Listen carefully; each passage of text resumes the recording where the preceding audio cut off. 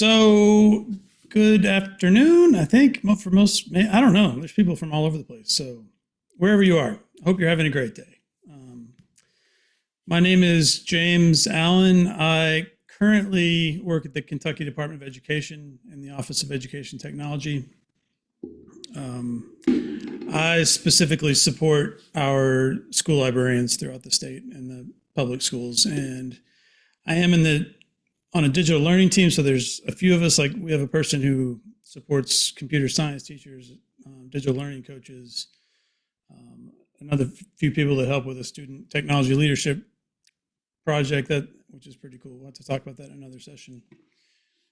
But before that, I was a school librarian at a few schools. My last school was a K-12 school, which was nice because you could do all the things with all the grade levels. And I think it was my favorite of all of them. Before that, I was a high school librarian. Before that, I was an elementary librarian. And in the very beginning, I was a elementary school music teacher. So that was my beginning. It feels like a long time ago, but did I start the recording? I did. All right. This is sponsored by Future of AI. Thank you all for putting this thing together. So we talked a little bit in the opening. When I go to AI sessions and see ethics on the menu, on the table of contents, I think generally what people are talking about is the ethics of using artificial intelligence. That's not really what I'm going to talk about today. It's more about kind of the ethics of how generative AI was created. And just to point out, I know it's on this title slide, but AI encompasses a lot of things, like a lot of things. And I know it's been around a long time. I know we use it all the time without even knowing. It's kind of built into a lot of tools we use. I think when I started kind of investigating some more, the generative AI is where I started feeling really uncomfortable. And speaking of that, like not that long ago, like I'm embarrassed to even say this, I used ChatGPT to help me write an article for Knowledge Quest, for ASL's journal. Like I wish I could take that back. Like it wasn't really necessary, but I did it anyway. I think I was thinking this is a popular thing to do. Like people will pay attention to this if we do this, but I wish I hadn't done that. And before that, I played with some image generation.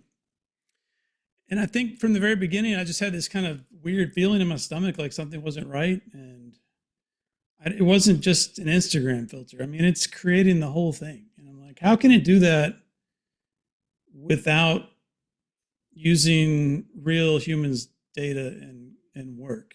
And it can't. So basically, somebody mentioned you can't really talk about this stuff unless you're using it and know how it works. I don't claim to know how this works.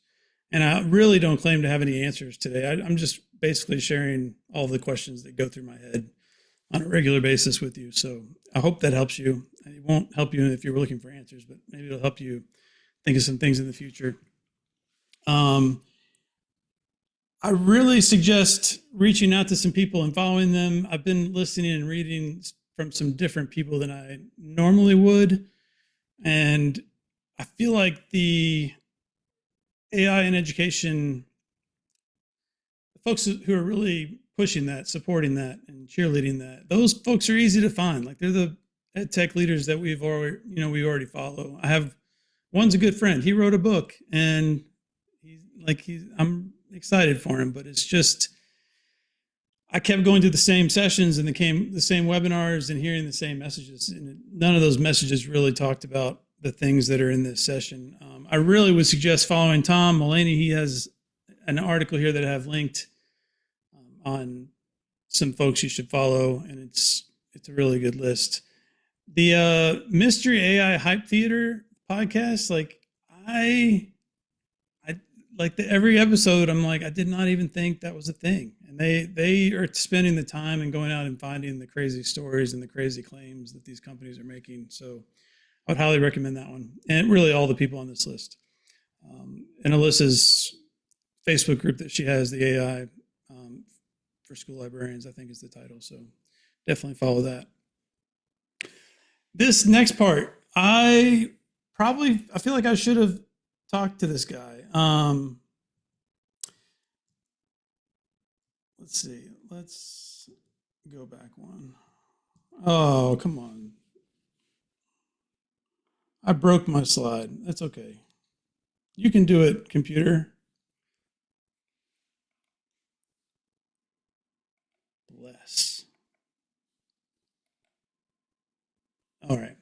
Anyway, this person has shared kind of a grid of AI ethical things to consider, and I am not going to read you his blog post or his entire work, but I did kind of go through here, and he's not from the United States. I don't think English is his first language, but his translation is really good. I think there's just a few things that don't quite match up. I had to think about it a little bit.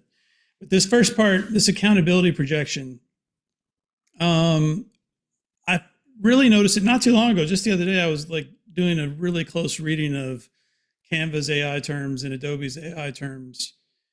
And they're very clear that they are not responsible for what happens with the tools that they create. And I don't think that's new. This same language is probably in all the tools that we use.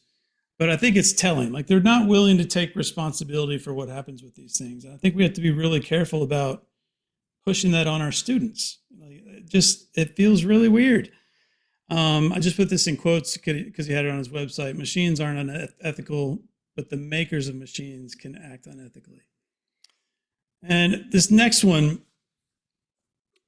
kind of talks about the training data that's gone into a lot of these models. Most of it is from a very specific culture and a very specific language. It's like English and, like European culture. We have an entire world that's not represented in these AI models. And like there's some real ethical concerns that come from that. So like pay attention to what language the thing is trained in. Is it representing all cultures? Is it representing crazy bias of other cultures? Because the training data is human created things. And we know that humans are biased. So that means the AI almost has to be biased, like by default. The next thing is this deception by design thing. So these generative AI tools they're not a calculator. Like they're not even a spell check. They are putting together things on purpose to sound like a human. And I've noticed, in articles and posts and commercials, we're giving them a lot of human characteristics that they just don't have. They don't know good from bad. They don't know right and wrong. They don't really know factual and non-factual things. We're putting a lot of weight and pressure on people to use a tool that really doesn't have human characteristics. And I think that's really problematic. I'm kind of flying through some of these because some of my own thoughts are kind of at the end. The power concentration part, that's not one of the initial things that I thought about when I was thinking. I think in my head the biggest one is really like copyright centered around those kinds of things. But this power concentration, and I would have to like fact check this number, but this is what he wrote: is the 3 million AI engineers is 0.0004% of the world's population. Like that's a very small percentage of people who are creating these tools and updating these tools and putting these tools out in the world. It's just not super representative of all of us. And we talked a little bit about bias already. The models are trained on human racism, bias, prejudice, hate. And the companies are not very transparent. We don't know if that's coming. Is it coming from everywhere? From Reddit? Is it coming from our Facebook posts? Is it coming from Instagram? How much of our data, like we probably signed our lives away in clicking the little boxes that, they can use that information. It's not like they're just choosing the best parts of humanity to train their stuff on. It's all the things. So I don't know. It's just something to think about, like how that will affect what you get out of these tools. And I keep hearing about thought partners and tutors. I'm like, do you really want a tool that has no idea of what it's saying to be the tutor for your child? Like I don't want that for my own children. I totally get that someone who is an adult who has experience can read already, has had some amount of schooling, has some knowledge of the world, they can make pretty good judgments. Our students are a lot younger and just don't have that ability. This kind of connects to this invisible decision making. Even at ISTE this past summer, is it Ethan? It starts with an M, his last name. I'm blanking. Malik, maybe. He said on stage, the companies that create these tools don't all know how they work. Like the people putting these tools out into the world do not have a sound idea of how they work and what they're capable of doing. To me, that's like this giant red flag. Like the audience kind of laughed. I did not laugh. I thought that was a terrifying statement to make. It would be like, I don't know. I don't know what it'd be like. It would be like giving my kid a car and being like, good luck. Like, see how you can do. Maybe like, here are a few directions. Here's some prompting things that you can use, but good luck with the car. It just, I don't know. The less transparent they are, the easier it is for them to just kind of say, well, we didn't know it would do that. It's just something to consider. All these are things to consider. This values detachment. This is something else I've thought a lot about, and it's been in a lot of blog posts and Facebook messages.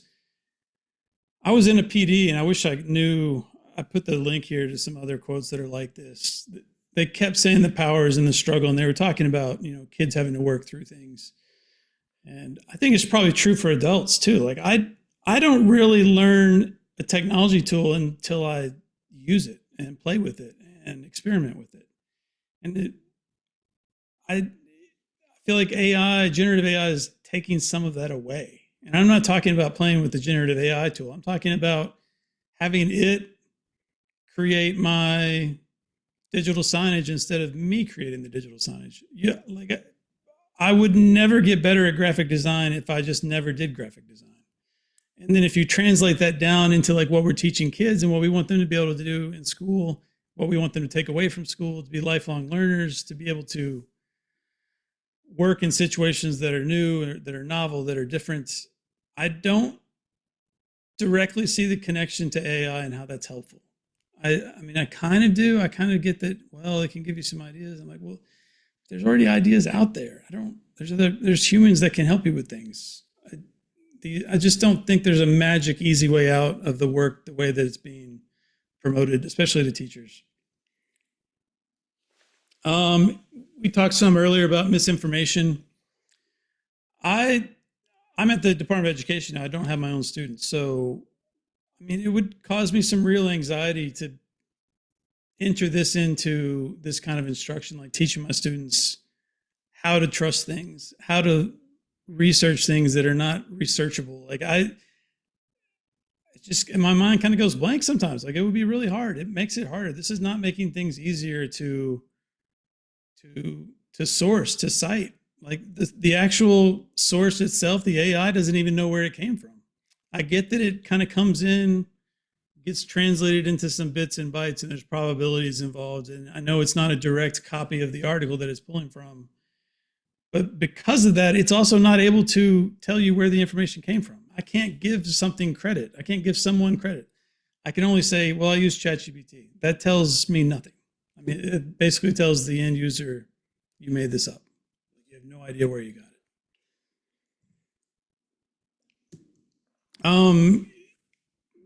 Mr. Axbaum talks about these acceleration of injustice too. This is something I don't really think about first off the top of my mind either when I'm thinking about ethics of AI. But I mean, there are tools that are already being used for all kinds of decision-making things in our world.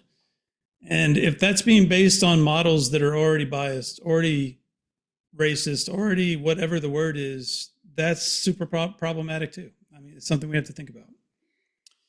And then this one, I think about this every day. I've read an article and I have it linked. I have it linked.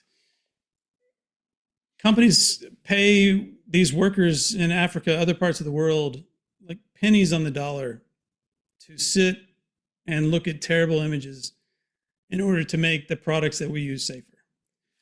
I think that is a huge issue. Like, it's just, I don't think getting a fun Lego version of myself is worth that kind of trauma on these people. I just really don't. And nobody in all of the sessions I'm going to, zero people are talking about this. Zero people are talking about what it takes to make this work. And I realize sometimes when I talk to my friends about this, their immediate response is, well, your car is not ethically made. Your iPhone's not ethically made. And I totally agree. And I think those industries need more investigation too. And they need us to pay attention to how those things are created as well. But I know about generative AI, and I know that it's an optional thing that's being kind of thrust upon us. It's not like we were not making it without it. So to like avoid these things, it's just problematic. And then in some other sessions, I've heard folks talk and about the data that you put into these tools. And we talk about it. We made a guidance brief for AI at the Department of Education in Kentucky. And we talk about this some, like not, being really careful about the data that you feed these tools. Even my own employer, KDE, they're kind of using like this upgraded version of Teams, Microsoft Teams, that will, listen to your meetings and give you summaries and those kinds of things. They are promising, like people from Microsoft said, things that you input into your Copilot professional account are not going into training other models. I mean, they're telling us that. You have to take them at their word, I guess. But I've talked to people at ISTE from Microsoft, and they're like, if you use the free one, totally no, your data is not protected. They couldn't even really tell me where it goes, which is troubling by itself. So it's just, I don't know. We've all worked with different teachers. They all have different levels of adherence to the advice that we give them. I just worry about people making mistakes and feeding these tools information that they can't get back once it's done. Like it's out there. It's in the whatever you want to call it. So this part, I was talking about copyright. I think this is the part of his work that I connect to the most. And I don't know if that's because I'm a librarian and we talk about copyright a lot, or it's because I was in music and I have pretty strong feelings about humans that create art. You see this argument a lot online. Publicly available does not mean like you can just go out and do whatever you want with this stuff. Like that's just not we've never taught our kids that. We've never taught our students, yeah, you want the UK logo, just go grab it, print it on a t-shirt with our vinyl cutter, it's fine. That's not how things work. I mean, if we're going to say that they don't work that way anymore, I feel like that part would have to come first before these tools, but it's not. Artists were not asked permission. They were not given compensation. Their stuff was just taken. They're literal living artists that you can go and create art in their style with generative AI. And they have no say in it, zero say. Like there's just too many tools. There's too many data sets. They can't get their stuff out of there. I don't know what the answer to that is. I hope some court cases will help us come to terms with that. I'm sorry I'm not reading the chat. It's way over there, but I hope I'll go back and look at it in a bit. This regulatory avoidance thing, kind of we talked about a little bit, just how this kind of like overlaps on itself. And the more that these things progress and the data sets get bigger, it's even harder and harder to know what's going on. And I think it makes it easier for these companies to say, well, it's just too hard for us to do that. We can't control this. It's already out there. The genie's out of the bottle, those kinds of statements. Supply chain neglect is really kind of focusing on environmental things. And this really goes for a lot of the stuff we use. Like I was saying, our phones, our cars, the stuff required for batteries that power the things that we use. I mean, AI and large language model things are adding to this a ton. Like I think I have an article, might be later on. Oh, it might be this one. Yeah, Google, Microsoft, major contributor to climate change. They can't meet their goals for emissions. So I've seen lots of crazy measures, like if you generate an image, it's 10 bottles of water. It's hard to believe which one is accurate. I don't really know, but I kind of read those and put them all together. I don't feel like they're all 100% necessarily right, but if enough people are talking about that, and or it's a neighborhood complaining of a data center's noise, and just whatever it is, it's worth considering when we think about whether we should be using these tools or not. And he also made this poster, and I think somebody even mentioned a hammer in the chat earlier, and this kind of takes all of his elements and kind of puts them in there, and like with this metaphor. And I won't read it out loud, but you all can go back to it later. So with the copyright things, I get copyright questions a lot from teachers, from librarians, from principals, and fair use is not this just cut and dry, black and white, easy thing to decide. It's kind of a spectrum thing. And we really truly don't know if something is fair use until a judge decides in a court case where someone has claimed that there's copyright infringement. So you don't want to wait until the judge part. It'd be better to go through these four elements. So the first one is the purpose and character. And I just did this little exercise thinking about ChatGPT. I know it can do lots of things. It can make images. It can do multiple other projects. And I know a lot of companies are using ChatGPT in the back end that we don't even know about.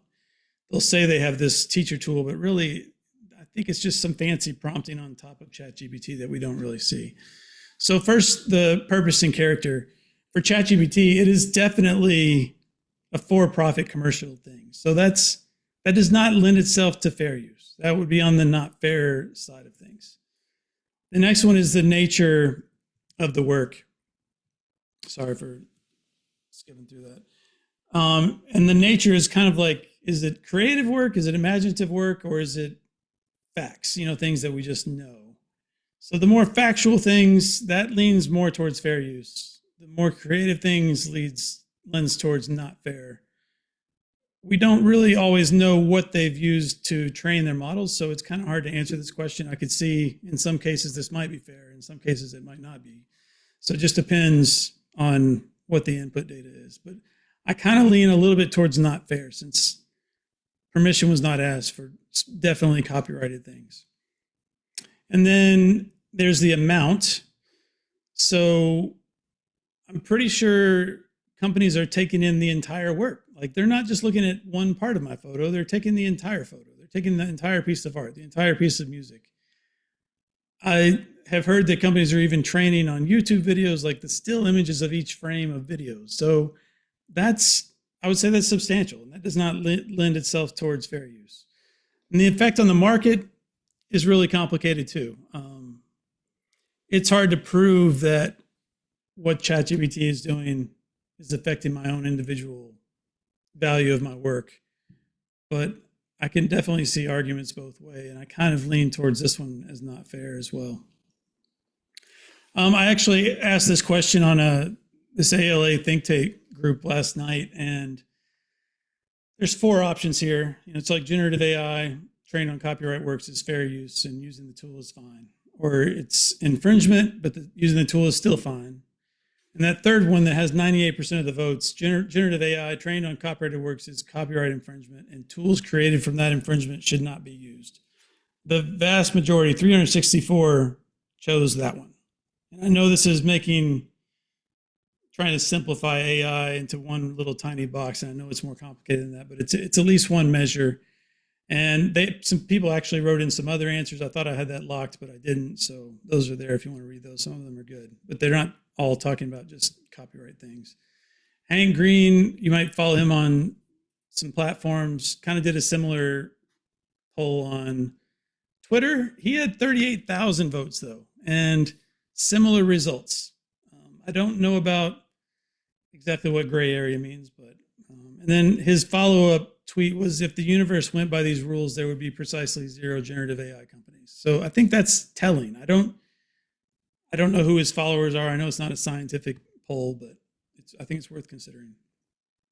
And then this was pretty recent too. I know I'm running out of time.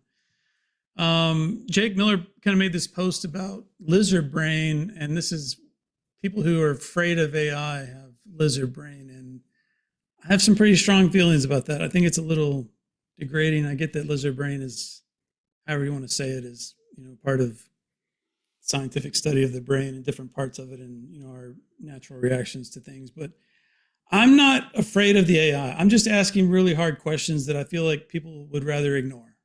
And I don't mean that in a mean way. I'm not mad at people who think AI is okay. I just want to make sure they're thinking about the things I'm thinking about. I want somebody to help me with my own answers to those questions. I don't think it's lizard brain though.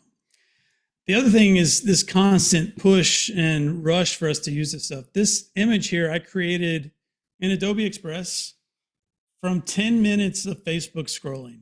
These are the ads that I got for AI. Like, I'm not exaggerating. It was a lot. When I forgot the first 3, I'm like, I think I'll just start screenshotting these. And 10 minutes went by and I can't do anymore. So this rush to use these tools, I just don't quite get.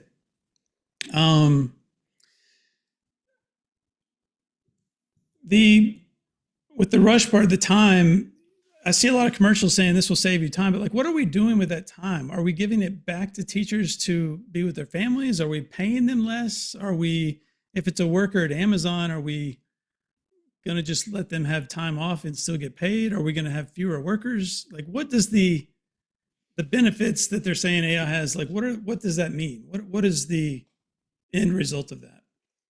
And I talked about this a little bit too in the panel. I think all of my perspective is coming from someone who has lived for 40 something years. Our youngest students just don't have that same experience. They can't have that same perspective. They can't be that critical as we are. And then Dr. Matson, I messaged her on Facebook, and I just thought of this question yesterday. Like, what if I'm a student who does not believe in using these AI tools? Like, should I be forced to use the tool? Should I be able to opt out of using this tool? Or is it such an important skill that we're forcing students to use this without a choice? It's just a question I have. And then I was talking about those terms in Canva. I've been to a lot of Canva sessions about the magic tools that they have. I've never heard one person say, you need to indicate that the content is AI generated. And it's all over their terms. I've never heard anybody say that. I've not seen anyone do it. I don't think there's been times where I've tried the tool and I didn't do that when I shared the image with somebody. So take a look at these terms and just see what you think, and if it still feels like a tool that you want your students to be using. There's some more of that. There's some from Adobe. And I think this is the end. I'm not upset. I'm not mad. I worry that it sounds that way. I'm worried that I sound, I don't know, curmudgeon-y, but I worry about these things and I have questions about them and I want answers, and the answers are not easy to find. So I appreciate you all being here. I'll put the link to this in the chat, and I'll take a look at the chat real quick. And my voice is gone because I obviously don't talk out loud enough. Sorry about that.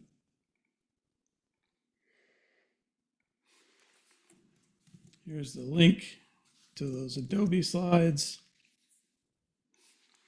If you'd like to connect, I am thankfully finally off of the Twitter. I've gone other places, but I have those on my website linked.